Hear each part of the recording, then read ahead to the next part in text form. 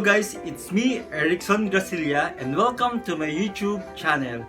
Kung bago ka pa lang sa aking channel, please like, subscribe, and click the tiny button para like kang updated sa aking mga videos. So for today's vlog ngayon ay gagawa tayo ng isang review at mag-unbox tayo ng isang rejuvenating set ng Prestige, which is ang rejuvenating set at whitening luxury lotion ng Prestige. So guys, okay. So kulay pink yung pinaka-packaging niya guys. So dito muna tayo sa rejuvenating set nila. So etong set na to is nabili ko sa halagang 300 pesos. So 3 weeks ago ko siya nabili. Bali bumili na ako ng 2 box. So nagamit ko na rin siya. So ano nga ba ang laman niya? Sa halagang 300 pesos, ano na nga ba ang laman niya sa loob? So bukas natin. So meron na siyang rejuvenating toner. Ito siya guys. Meron na rin siyang rejuvenating cream. Ito guys, yung pinaka-cream niya. Ito yung ginagamit ko sa gabi after akong maghilamos ng muka. Then after ako mag-apply ng toner sa muka, ito yung nilalagay kong cream sa muka. So, meron din siyang sunscreen gel. Ito yung ginagamit ko naman sa umaga or kung lalabas ako at maaarawan ako, ito yung ina-apply ko sa mukha. So, pinaka-protection ko na siya sa araw kasi nagbabalat yung mukha natin. So, nagpapalit siya ng balat. Pinaka-protection natin siya sa araw. Ito siya guys. May SPF 30 na nga pala siya guys. So, protektado ka talaga sa sikat ng araw. Okay. Then, meron din siyang Prestige International Luxury Kojic Soap. Ayan siya guys.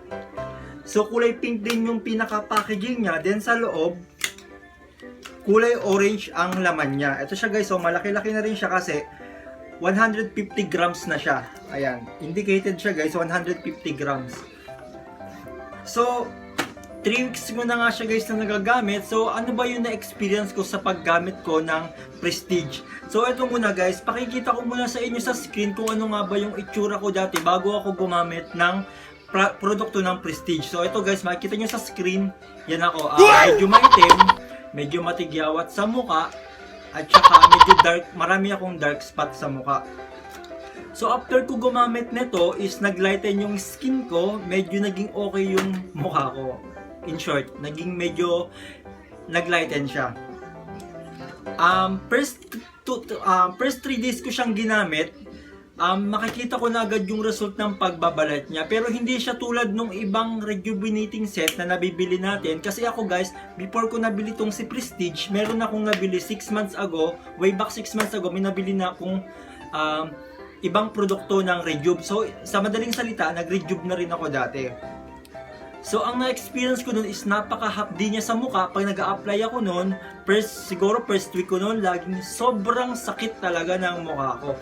The way na kapag maghihilamos ako gamit yung sabon nila is napaka-hapdi. Then mag-a-apply ako ng toner is napaka-hapdi din. Yun nga guys, then hindi lang siya naging mahapdi sa mukha ko kasi yung naging kulay ng balat ko, alam mo yung parang pag nililitsyon yung baboy, ganun yung naging itsura ko guys.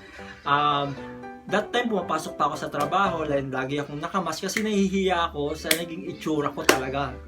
Although nagbabalat yung mukha ko, pero yung feeling ko kasi napakatapang na ginamit na ingredients or talagang hindi ko lang hiyang yung produkto na yon. Pero dito sa may Prestige, dito sa International Prestige Rejuvenating Set nila is napakaganda na naging result sa akin kasi wala siya yung sinasabi nilang tiis ganda kasi hindi siya masakit sa mukha or hindi siya mahapdi sa mukha pag ginagamit. So, hindi mo na kailangan tumapat pa sa electric fan para habang naglalagay ka ng toner is nakatutok sa electric fan kasi napakahapdi. So, hindi yun yung naranasan ko sa kanya. In short, napakaganda ng experience ko dito. So, ngayon guys, paano mo nga ba malalaman kung legit ang nabili mong rejuvenating set ng Prestige? So magbibigay ako ng mga pointers niya para malaman nyo kung original ba ang nabili nyo. So magsimula tayo dito sa pinaka dito guys sa sunscreen gel niya. So makikita nyo, meron siyang manufacturing date sa likod, sa ilalim pala, sa ilalim ng pinaka ilalim ng product. So dito guys, sa nabili ko, expired niya is sa February 2022 pa siya guys. Then may makikita rin kayo dito guys na parang silver lining. Joke lang guys. Pero may silver talaga siya. Bago mo mabuksan yon or bago mo ma-touch yon, meron siyang pinaka-sealed muna na plastic. Ito guys, bubuksan ko. Ayan. Yung pinaka-plastic niya. Ayan guys. So pag natanggal mo na yun, meron ka pang tatanggalin dito. Ito siya guys. Nakalagay dito yung Manix Prestige. Si Manix, siya yung pinaka-may-ari ng Prestige. Okay? So pag tinanggal mo siya, ito yung makikita mo sa loob. So guys, kailangan pag bumili kayo ng Prestige, may makikita kayong ganyan. Okay? Yung pinaka-silver niya. So malalaman mo kapag legit talaga ang binili mo, dapat dito mo siya. Ayan, okay. Yan, yung pinaka-silver niya. Then pag inopen mo siya, hindi mo makikita agad yung pinaka-cream niya sa loob kasi meron siyang pinaka-sealed pa. Okay. Wait lang. Ayan yung pinaka-sealed niya. So pag inopen mo siya guys, doon mo pala makikita yung cream niya sa loob. Then makikita mo talaga na puno yung cream. Okay? Kasi meron na siyang 10 grams na cream. Okay? 10 grams na siya. Ganon din dito sa rejuvenating set mo. Pagka open mo dito, meron siyang pinaka-sealed din. Then ayun, puno rin siya guys. Okay? Puno siya. Then dito naman, ito yung pinaka-rejuvenating toner niya guys. Okay, ayan. So naka-sealed pa siya. Okay, bukas natin. Sorry guys, ang hirap mabuksan. So, dito na lang sa ginamit ko kasi meron na ako nagamit dito guys. Ito, pakita ko yung sa toner niya. So, ito siya guys. Yung toner niya, pag inopen mo siya sa loob, meron siyang pinakatakip pa. Okay, ayan siya guys. Then dito, yung amoy niya, amoy siyang napakabango, amoy siyang lemon. Okay. Then yung laman niya is medyo darky siya compared to other Rejuve. Ayan o. Medyo darky siya guys. Okay. At ang masasabi ko dito sa Prestige na to is, ayun nga guys, napakaganda niya sa mukhang gamitin at smooth lang siya, hindi siya mahapdi sa balat. So, overall, masasabi kong effective sa akin yung produkto na to.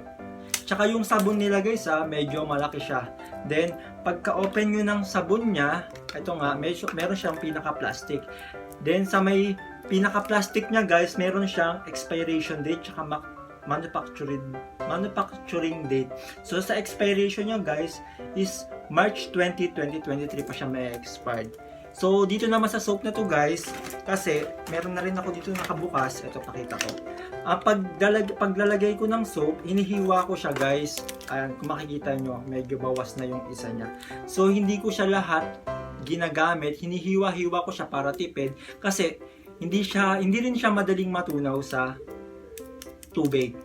So pag gumamit ako nito guys ng pinaka soap nila, hindi ko dinadirect sa face ko. Kumbaga, nirarab ko siya sa kamay, saka ko pa lang siya ilalagay sa face. Then 2 minutes ko siyang ni-stay sa mukha ko.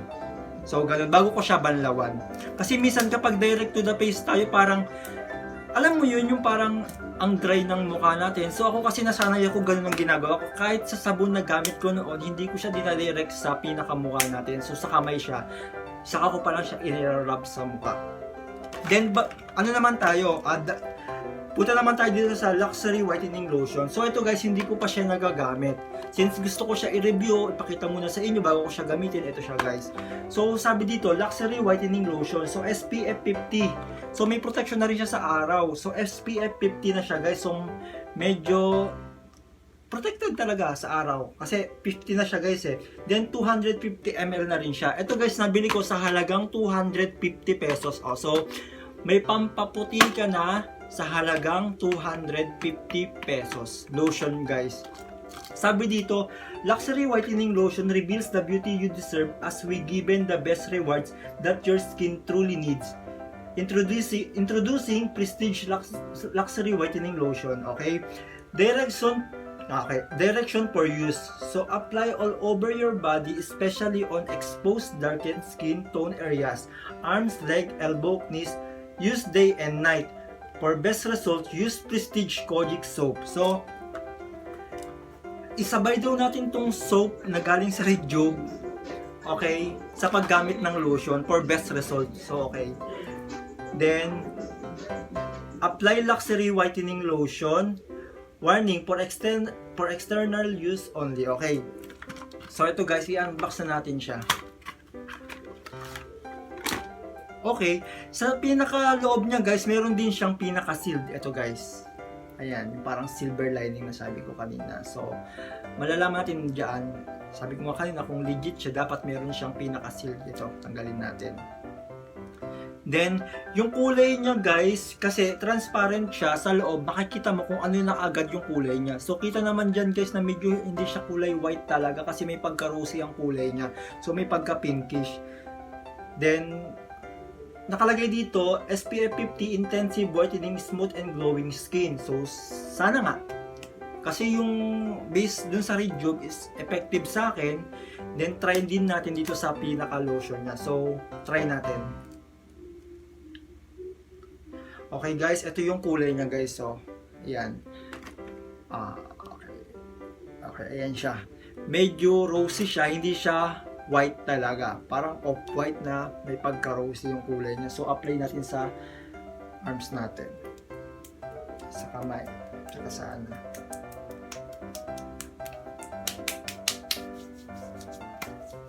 Okay. In fairness guys napakabango ng lotion nila. Tsaka, bango. Ang bango niya. Sobra.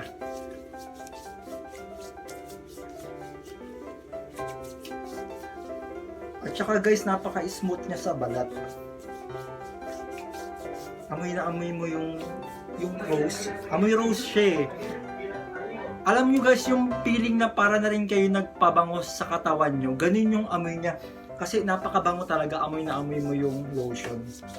So guys, update ko kayo after 3 weeks siguro kung meron na bang resulta itong, or kung effective ba itong pinaka luxury whitening lotion niya. Sana effective din sa akin tulad ng Rejuve nila. So ayun guys, bale dito muna natatapos yung vlog ko. Update ko na lang kayo kung meron na bang resulta after 3 weeks. So salamat sa panonood ng aking first vlog and I hope you like it. Please subscribe to my channel and click the tiny button para updated ka sa aking mga video. So thank you guys. Bye-bye.